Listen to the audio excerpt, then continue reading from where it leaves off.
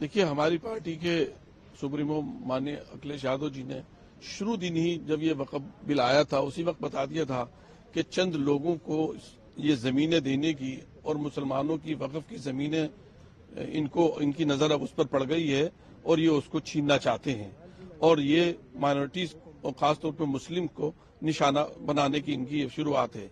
जैसे उन्होंने कहा था माननीय अध्यक्ष जी ने, वैसे ही हुआ। आज 6-7 महीने की पूरी एक्सरसाइज के बाद वो सब बेकार चीजें चली गई और इन्होंने जिस तरह से नंबर उसमें डाले थे, मेंबर ऑफ नंबर, उस वोटिंग पर हम चाहते थे कि क्लाउज बाय क्लाउज जो है वो डिस्कशन हो, उसमें ये हार रहे थे। जो लोग स्टेक होल्डर्स आए थे वो अपोज कर रहे थे, रिजेक्ट कर रहे थे बिल को, उसमें ये हार रहे थे। तो इनकी समझ में कुछ नहीं आया। इन्होंने कहा कि इलेक्शन, अभी अगर इलेक्शन ही के जरिए से क्लोज बाय क्लोज नहीं करना था, इलेक्शन के जरिए से करना था, तो कमेटी ही काहे के लिए बनाई थी, उसी दिन कर लेते इलेक्शन। लेकिन ये जो देश का जो पैसा बर्बाद हुआ, वो इतनी जगहों पर, इतने स्टेट पर हम लोग गए, भागे दौड़े, अपने बच्चों को नहीं देखा, कॉन्स्टिट्यूंसी को नहीं देखा, ये नहीं देखा, वो नहीं देखा कि वक्फ का ये धोखा देने की बात है। और ये भाजपा और उसके अलायंस जितने भी हैं, ये धोखा देने के जरिए से ही इख्तिदार में आए हैं और ये जो शपथ लेते हैं उसी के खिलाफ करते हैं। और इस अमेंडमेंट बिल से बहुत से चेहरों को हमने पहचाना है जो बजाहिर सेकुलर लगते हैं, लेकिन उनकी मानसिकता लालच है, उनकी मानसिकता जो है वो खुद गर्जी है और वो पहचान लिए गए हैं। चाहे वो जिन बैसाखियों के साथ, वो वही लोग हैं जो इनको कभी बुरा भी कहते थे, फिर इनके साथ भी खड़े हैं और वो इस मौके पर पता चल गया कि वो कितने जो है वो सच्चाई के साथ हैं और कितने खिलाफ हैं। पिछली बार जब आपने प्रेस कॉन्फ्रेंस करी तो आपने एक लेटर लिखा, स्पीकर को एड्रेस करते हुए आपने जो लेटर लिखा था उसका क्या संज्ञान लिया गया? नहीं, बिल्कुल उस पर जो है वो नहीं किया गया। ये तय हुआ था माफ कीजिएगा, ये तय हुआ था कि 15 दिन में 1-2 मीटिंगें होंगी सिर्फ, लेकिन उसके बावजूद जो है वो इतनी जल्दी मीटिंगें बुलाई गई, फॉरेन ट्रिप अदर स्टेट में रखे गए और उसके बाद फिर रात में एजेंडा चेंज हो गया और सुबह ही को जो है वो, ये सब क्या है?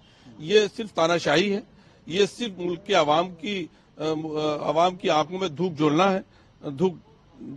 झोंकना है और लोगों को बेवकूफ बनाने की ये कोशिश है। इसको जो है सब जनता देख रही है और मैं समझता हूं, दिल्ली की भी जनता से अपील करता हूं कि वो देश के ये लोग, इस तरह के लोग जो ये इस तरह का ड्रामा कर रहे हैं, ये कभी देश के भला नहीं चाह सकते। ये देर पर चीजें नहीं है। उत्तर प्रदेश के पड़ोसी राज्य उत्तराखंड में यूसीसी भी लग गया है, आप बोल रहे हैं कि बड़ा हिस्टोरिक मूवमेंट है, आप किस तरीके से देख रहे हैं? देखिए, ये हजरात कभी भी देश का भला नहीं चाह सकते।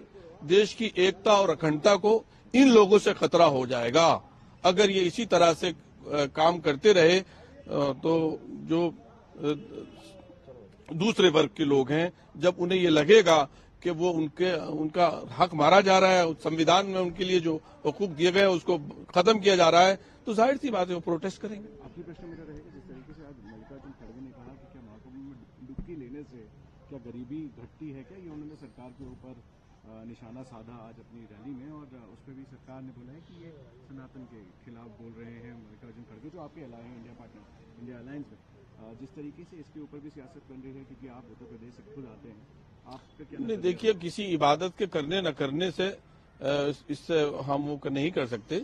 असल बात यह है कि इबादत तो ये सिखाती है कि अपने शहरियों का, अपने मुल्क का और उसके शहरियों का ख्याल किया जाए। लेकिन इबादत का तरीका एक अलग है, किसी इबादत के तरीके को हम वो नहीं कहते। लेकिन ये कि बहरहाल जो शहरी हुकूक हैं, जो एक दूसरे के लिए